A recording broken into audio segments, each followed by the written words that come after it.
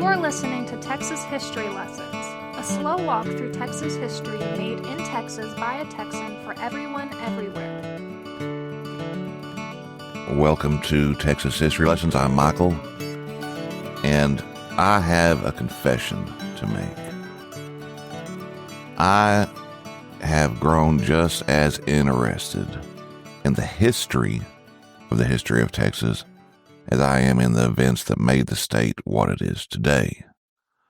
I find myself going through old books of history written by people and different articles that were written before, works that are long out of print and haven't been paid much attention to, except for historians when they're doing research and writing and going back and checking other coverage of a subject. And I find it fascinating because I always come across something that surprises me. Sometimes it's an antiquated view. Sometimes it's a view that's actually very much in common with what we would think about things today. And historians have a fancy word for that particular study, this history of history, and it's historiography. And we owe a big debt to the ones from earlier generations that understood the need to preserve historical records and documents, and to the earlier generations of historians who have tried to make sense out of the historical records, especially in Texas, because Texans have worked very hard to preserve their history, a trait that helped create Texas and Texans into what they have been and will be, the Texas identity. And we may not now agree with every perspective or interpretation held by people 100 years ago or even 10 years ago. But the work that others have done at earlier times have made what we do and know today possible. And there came a time about the end of the 19th century, and a little earlier, but it really came to a head. Two things came around. The older generation of settlers that had lived in the 1830s and 40s were departing this world. But there were several still around, and there were a lot of people still around that knew those people. And there were families that didn't know what to do with what they had. And like today, a bunch of documents just got incinerated or put in an attic or a box and passed around. And a lot of these people from this earlier generation weren't a literary people. They weren't writing down their memories. And at the same time, academic history was coming into the beginnings of what it is today. It started to become a serious line of study with rigorous standards that they followed. And in Texas, both of those things were happening.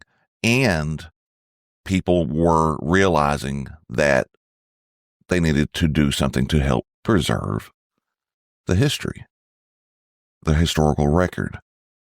According to the Handbook of Texas, by 1995, Texas had over 820 historical associations and organizations dedicated to Texas history in the state. Now, most of them focused on historical preservation and maintaining historic sites and historic buildings. Others are dedicated to operating and maintaining museums, researching genealogy, or overseeing archives and libraries. And research and publication is another function of some Texas history associations. And the newest member that I know of in the family of historical organizations is the Alliance for Texas History. I've mentioned them before. I'm a member, and I hope it will make great contributions to Texas history. I'm also a member and supporter of the work of the Texas State Historical Association.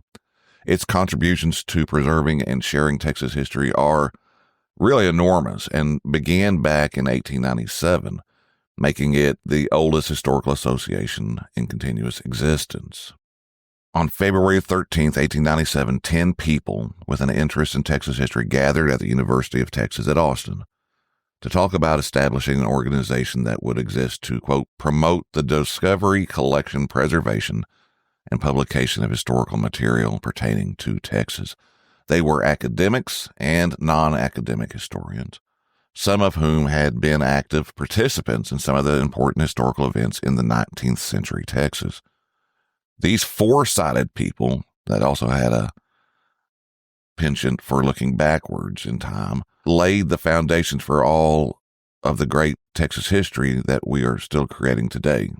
These 10 people tasked the head of the University of Texas History Department, which wasn't that old, George P. Garrison, and Eugene Diggs, along with an expert engineer of the Texas Railroad Commission that was interested in preserving Texas history, Charles Corner, with drafting a constitution for the association. They also decided to hold a general organizational meeting in Austin on Texas Independence Day, May 2nd, 1897. They weren't wasting their time. They were getting moving and getting things going. Former Governors Orrin M. Roberts and Francis R. Lubbock, former Congressman and Railroad Commissioner John H. Reagan, President of the University of Texas George T. Winston, pioneer, Grange leader, and education reformer Archibald Johnson Rose, and Professor Garrison signed a letter of invitation that was sent to 250 people.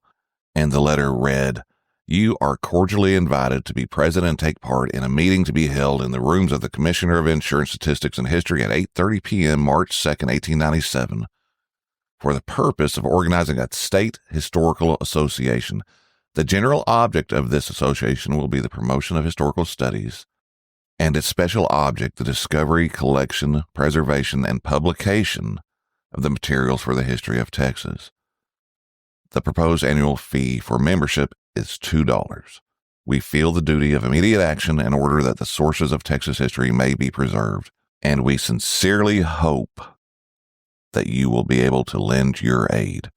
If you are unable to attend the meeting but wish to become a member, kindly signify the same on the attached blank, which you will please mail in the enclosed envelope."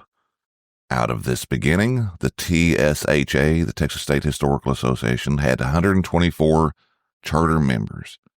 And out of them, about 25 people, close to a tenth of those invited, arrived on Texas Independence Day and attended the very first meeting, and they elected Orrin M. Roberts, former governor, as the association's first president, with lawyer and Austin City Attorney Dudley G. Wooten, the pioneer, settler, author, and historian Julia Lee Sinks, Guy M. Bryan, who was a nephew of Stephen F. Austin, and that had served as a legislator and Confederate officer and a judge, and Charles Corner were elected as vice presidents.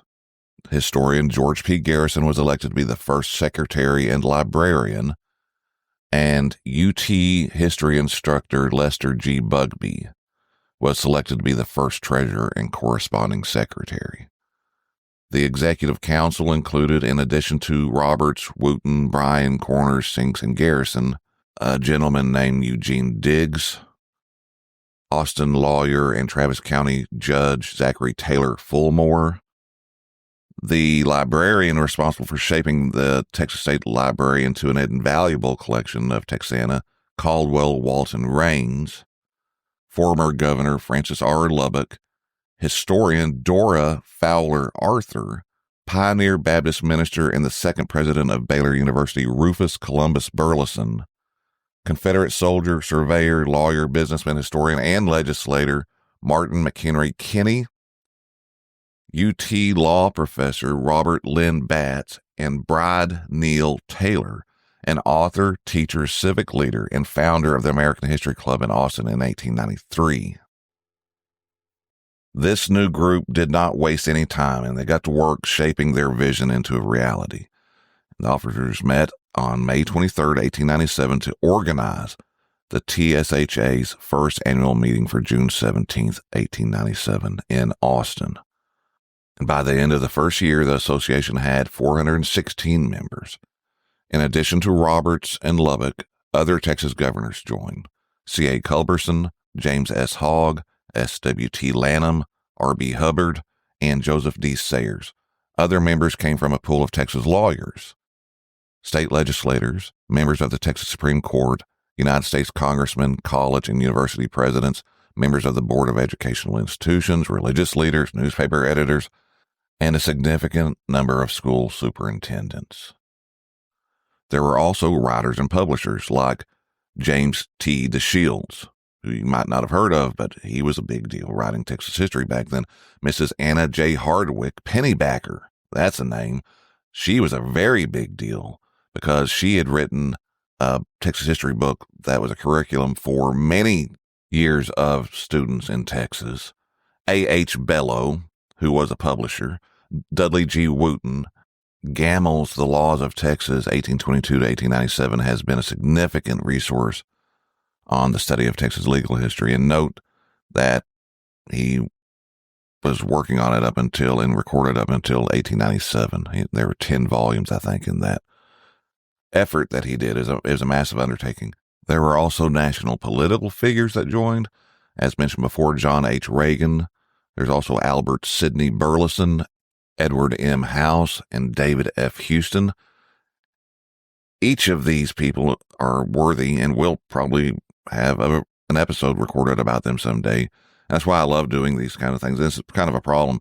I start researching something and working on something, and I find 20 other things that distract me and pull me into looking into that. Of those, all of them were important people in that time, politically, nationally. But Edward M. House was especially significant, and I doubt many of you have ever even heard his name. He wielded immense power and helped shape things well into the early 20th century. But I digress. The membership also included state Grange leaders, A.J. Rose and George C. Pendleton. There were collectors of books and ballads, Sir Swant Palm and John A. Lomax. They were members. Joining C.W. Raines to represent librarians was Elizabeth Howard West. Geologists include Robert T. Hill and E.T. Dumble, Hallie Ballinger Bryan, and Rebecca J. Fisher, two persons closely identified with founding the Daughters of the Republic. They joined. Mary Smith Jones, Texas President Anson Jones's widow, was still alive, and she joined, as did Sam Houston's daughter, Nettie Houston Bringhurst, who was a poet. Governor E.M. Peace's daughter, Julia Peace, Lorenzo Desvala's granddaughters, Mary and Adina, both joined. And Noah Smithwick, a man born in 1808 that had traveled to Texas in the late 1820s to witness old-time Texas, had lived long enough to record his memories in a book entitled The Evolution of a State, or Recollections of Old Texas Days. And he was a member of the Texas State Historical Association. He was still alive. And if you should see a pattern here, there were a lot of people, like I said, that had lived through the time period. Really, it wasn't that long ago. And for them, they were writing down events of their lives, or that they had witnessed or had heard about. It was a very important time. And by taking action when they did, as I said, they helped us out a lot for those of us that are interested in history. The early association, formed in 1897, had a solid foundation, interested in preserving and sharing Texas history, and an important part of that foundation were people who had ties to, had participated in, and had witnessed significant events in that history. The first annual meeting began with a 9 a.m. Executive Council meeting, followed by an address to the Assembly by TSHA President O.M. Roberts at 10 a.m. Z.T. Fulmore then gave a presentation on the history of Texas geography. M.M. Kinney addressed the group on tribal society among Texas Indians. Julia L. Sinks ended the first section with a presentation on editors and newspapers of Fayette County. And at 5 p.m., the association held a meeting of the fellows, followed by more presentations at 8:30 p.m. John H. Reagan spoke on the expulsion of the Cherokees from East Texas. William Corner covered the last survivor of the Goliad Massacre and the Veramendi House. He did 2 presentations. And William Physick Zuber, who had been part of the Harrisburg Guard while the Battle of San Jacinto was fought, he spoke on Thompson's clandestine passage around Nacogdoches. And then UT law professor Robert Lynn Batts closed the night out with a paper on defunct counties of Texas. Now, every one of those subjects might not be something that you're interested in, not your cup of tea, but wouldn't you have liked to have been around, to have been present, to have heard these spoken by some people that actually had lived through these events? Well, the interesting thing is you kind of can. And it's because the early leaders of the Texas State Historical Association, they also wasted no time in establishing a historical quarterly, which they quickly got into print. People I've mentioned already before, Governor Roberts, Garrison, Fulmore, Wooten, and Taylor served on the publications committee. Several of the earliest volumes, yearly collections of the journal, are under the title of the Quarterly of the Texas State Historical Association. And the first one was released in July 1897. And later, to attract more readers and gain more content, by widening the subject matter a little bit, the association later agreed to follow the suggestion of one of my favorite historians, Herbert Eugene Bolton, and they changed the name to the Southwestern Quarterly in 1912. And the reason why I said you can kind of experience, you can get a little bit of a taste of what it was like to be there at that first meeting, is because the first issue of the Quarterly contained some of the papers from the first association meeting, beginning with Governor Roberts' address. Now, I was originally going to close the episode with Governor Roberts' statement on the, quote, the proper work of the association, but I decided to delay it until the next episode, perhaps. It is very significant to note, however, that the success of the TSHA and how it thrived and functioned from its founding in 1897, it was no small feat. It was not something that was just destined to be. Governor Roberts began his paper on the proper work of the association by saying that he had already participated in starting two similar groups to the Texas State Historical Association that had failed. And so it's exciting to see that the TSHA is still in existence despite a rough patch in recent years, while a new organization, the Alliance for Texas History, begins. And I hope nothing but the best for both of them. But instead of going on with his paper, which is a fascinating read, that's why I want to share it, instead I want to end with a paper written by someone who was present during these early days of the TSHA. There's a lot of wonderful detail captured in the words of Bride Neill Taylor. I've mentioned her before. She was a writer, a historian, and she was on the publication committee. And she describes what happened and how everything got started. It illustrates the character of some of the people that started the association, and it also conveys a good sense of the crossroads that they found themselves in. The generation of the pioneer and early Texans from the era of the Republic were passing on, and many were not leaving a record of events. And that's why these people just realized they needed to act decisively and move quickly. She wrote and gave an address on the beginnings of the association in 1929, and it's in volume 33, number 1 of the Southwestern Historical Quarterly. And she wrote, "The Texas State Historical Association was organized March 2nd, 1897, in a room on the north side of the Capitol, first floor, then used by the Department of Insurance, Statistics, and History. A circular had been sent out to 250 persons, supposedly to be especially interested in Texas history, inviting them to attend. Between 20 and 30 of these were present, and it was announced that a very encouraging number of the absentees had responded, giving hearty approval to the movement and promising cooperation. Among those present, I recall most vividly ex-Governors Roberts and Lubbock and Colonel John S. Ford, all three full of years and the dignity of service rendered, Judge Z.T. Fulmore in his prime and doing much good historical investigating as a sideline, Judge R.L. Batts, then Professor Batts of the School of Law in the university, and though young, already attracting notice in his special field, and Dr. George P. Garrison, head of the Department of History in the university, and the person most vital to the future of what the meeting was to accomplish, for he it was who had been the inspiring force which had brought us together. Also, there were 3 women present, Mrs. Julia Lee Sinks, Mrs. Dora Fowler Arthur, and Mrs. Bride Neill Taylor, and of these more hereafter. Dr. Garrison called the meeting to order and explained its purpose. He made a very deep impression on me when he said that the first and most important work of the proposed organization would be the collection of material for the use of the future investigators and writers of the history of our state, material much of which, he warned us, had been lost beyond recall for want of such a body. It was my first introduction to what is considered historical material aside from state papers, and when he mentioned such things as letters, circulars, old books, bills, lists of names, personal recollections, newspapers, pictures, etc., I had a realization of receiving something definitely educative in the, to me, entirely new field of historical science, the first of a continuous series of such experiences which I owe to this association, and which have been among the most valued and distinctive features of my lifelong efforts for myself and others in the field of education.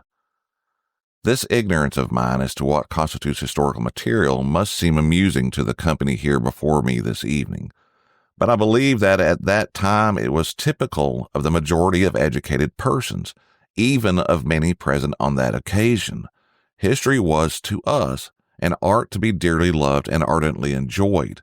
That it was also a science calling for the cold, exact methods of scientific investigation was a fact just beginning to percolate down from the specialists to the rest of us.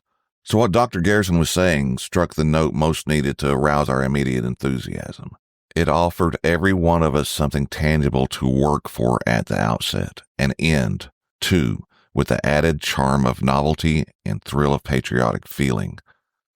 Anyone familiar with the wealth of historical material so safely stored in the Archives Department of the University of Texas must appreciate something of what we owe to the man who that evening, about this very hour, a little more than 31 years ago, was providing that documents of this kind should no longer remain in danger of being lost. And he was taking steps to that end not a moment too soon. Mrs. Hatcher, from her post at the head of the Archives Department of the university, could tell you many a heart-rending tale of what still went on being lost until our association had had time to educate the people up to an understanding of the value of such material. How many precious documents which the historical investigator today longs for have gone into the fireplaces in the homes of the pioneers and their immediate descendants because the destroyers did not know that what they held to be worthless was in reality priceless.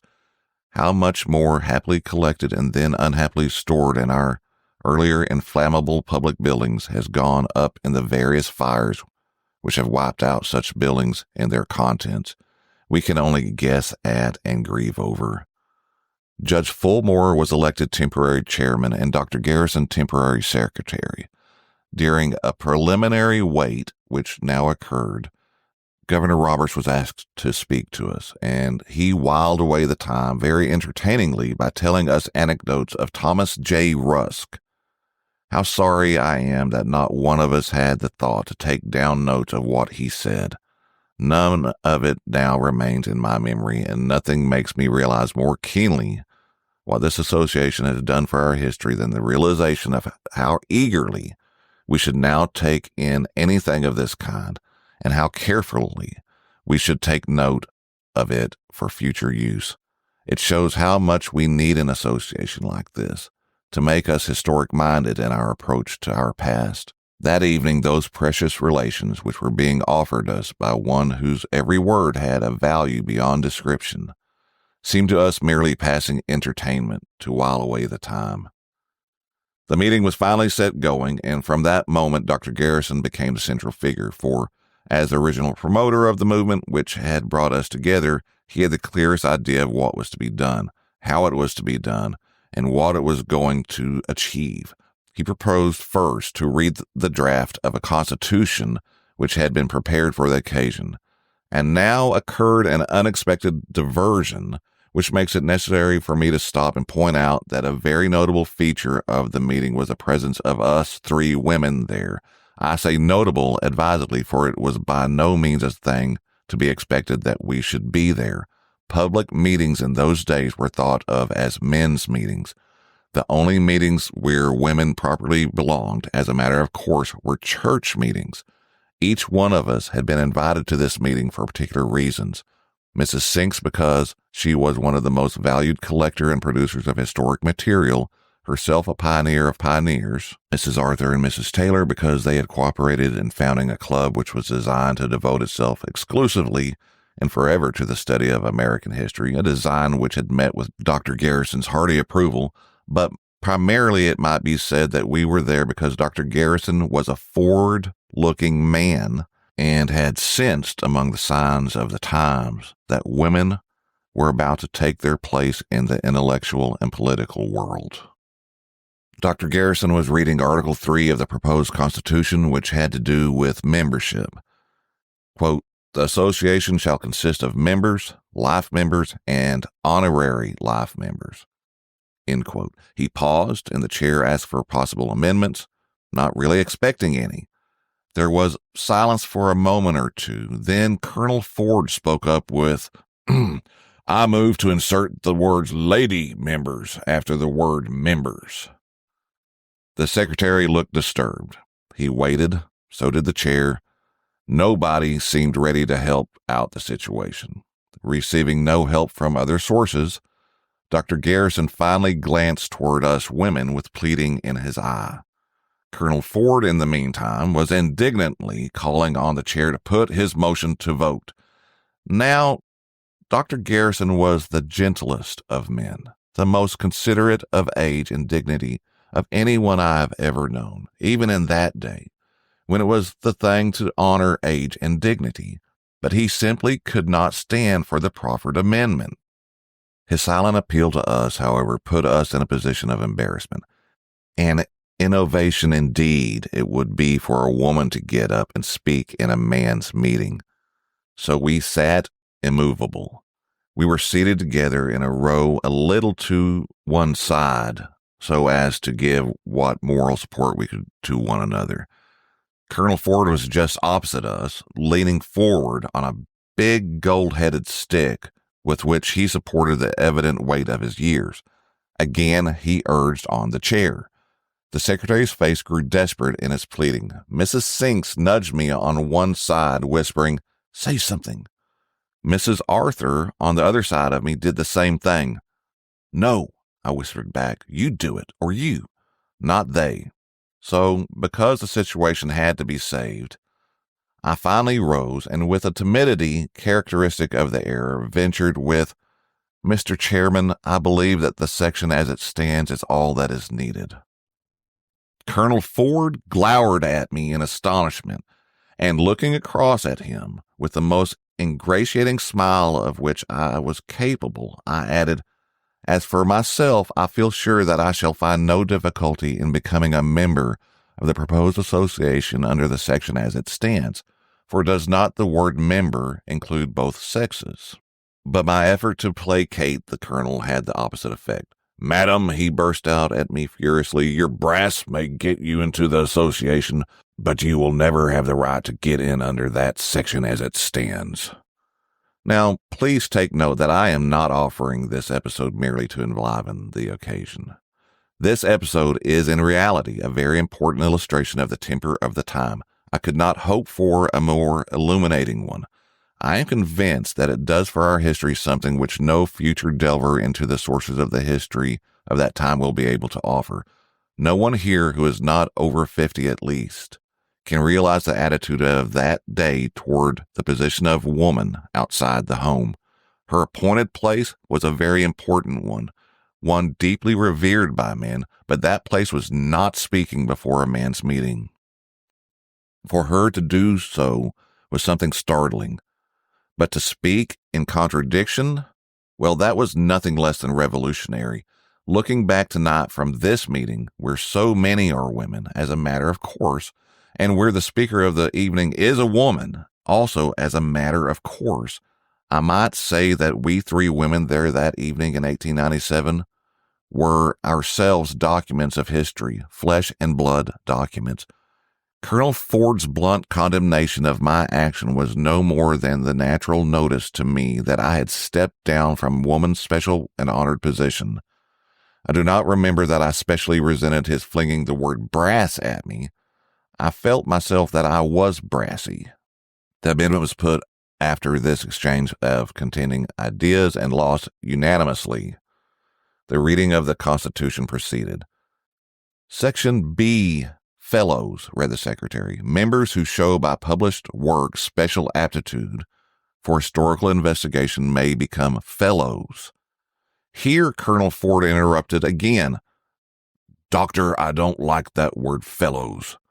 What is your objection, Colonel? Asked the Secretary. Well, we are going to have lady members, it seems. Now, suppose one of these lady members should do something in the history line. How would it sound to call a lady a fellow?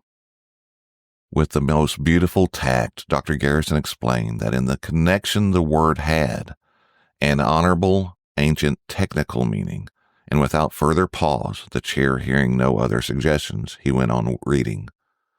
But to be thus ignored was more than the colonel could stand. As I look back now, it is plain to me that his suggestion was offered as a sort of olive branch to us women in atonement for the brusqueness of his rebuke to me for having presumed to contradict his First Amendment, and the Assembly's silent refusal to consider it was a blow to him. So, when the Secretary took up his reading without more ado, the colonel rose, grumbling his indignation audibly, and went stumping out of the room, the loud stroke of his big stick as it hit the tile floor emphasizing his disapproval of us at every step down the long corridor outside. And, far from finding the incident funny, there was not, I assure you, so much as a single smile among us. Everyone there present was too conscious that the colonel's adverse opinion of our movement would give it a serious setback with the people of the state to see anything humorous in it. For Colonel Ford was a very important man indeed in the Texas of his day. He had a record of tremendous service behind his long life as pioneer. To him and a few other leaders of his type, we owe it that the savage was beaten back from our border so successfully, and that permanent settlement and expansion was made possible so promptly, instead of having been deferred to a later time. His record of bravery, good sense, and faithful service of many sorts made him an honored man among the mass of the people and gave him a strong influence. Hastily, in much less time than it has taken me to give you this explanation of the situation, a committee of Governor Lubbock and 2 others was sent after the colonel to try to bring him back, while the rest of us, business suspended, waited anxiously for the outcome. We could hear the rumbles of argument, tones of pleading in the corridor, but in a few minutes the big stick went thumping from, not toward us, and the committee came back crestfallen. Our spirits rather dashed by this interruption, we went on with business, and after adopting the Constitution and establishing a permanent organization, adjourned without any further exciting incident. Next morning, I was glad to learn from Dr. Garrison, as I happened to meet him on the avenue, that he and Governor Lubbock had just called on Colonel Ford at his hotel and hoped that they had succeeded in winning his favor for our new organization. Soon after, we had documentary evidence of what a good loser the colonel could be, as this letter taken from the files of the Roberts papers in the University archives will show you. It is dated San Antonio, March 20th, 1897, after the writer had had a little over 2 weeks to think things over. It is addressed to Governor Roberts, who had been made president of the association. My dear Governor Roberts, yours came to hand duly. In regard to your suggestion, I anticipate remaining with the Texas Historical Society as long as I can do anything to promote the interest of Texas history. However, I cannot promise that will be a long time. Indications of age have already developed, and there is no means of guessing when the end may come. The only proper thing I can do is to await the finality with becoming complacency and fortitude. The end came the following November the 3rd, just 8 months and a day from the date of the meeting I am describing. The third number of the first volume of our quarterly, January 1898, carried his death notice. I can say to my new Samsung Galaxy S25 Ultra, hey, find a keto-friendly restaurant nearby and text it to Beth and Steve. And it does without me lifting a finger, so I can get in more squats anywhere I can. 1, 2, 3. Will that be cash or credit? Credit. 4. Galaxy S25 Ultra, the AI companion that does the heavy lifting so you can do you. Get yours at Samsung.com. Compatible with select apps. Requires Google Gemini account. Results may vary based on input. Check responses for accuracy. Imagine what's possible when learning doesn't get in the way of life. At Capella University, our game-changing FlexPath learning format lets you set your own deadlines so you can learn at a time and pace that works for you. It's an education you can tailor to your schedule. That means you don't have to put your life on hold to pursue your professional goals. Instead, enjoy learning your way and earn your degree without missing a beat. A different future is closer than you think with Capella University. Learn more at capella.edu. And with that, I think that's a good point to end this episode. And we'll continue looking at Bride Neill Taylor's memories about the founding of the Texas State Historical Association in the next episode. I love this kind of thing, and I wanted to share it because it shows what it was like back then. And the association, the Texas State Historical Association, was founded on the principles of forward thinking and being, if I can use the word, progressive, because just of that one stance, Dr. Garrison taking the stand and the women standing up for themselves, that they would be heard and be a part of the organization. And I think it's a beautiful story. And then it also shows how more traditional people like Governor Roberts and Colonel Ford were present and involved, and even more progressive people, especially in terms of like women's rights. Miss Taylor used the word savage regarding Native Americans in that. And it's just an interesting time capsule. And I think it's worth going over. But for the sake of not going on and on, there's still quite a bit left in the article. We'll come back to it in the next episode. I want to thank everybody for listening. Hope you enjoyed this one. I'm still working on my After San Jacinto research and writing, and I thought going over some of this information here for a few episodes would be kind of fun. Thanks to Derek McClendon for providing the theme music. Thanks again for listening. We'll be back soon. Take care of yourself. Take care of one another. Be kind. Adios.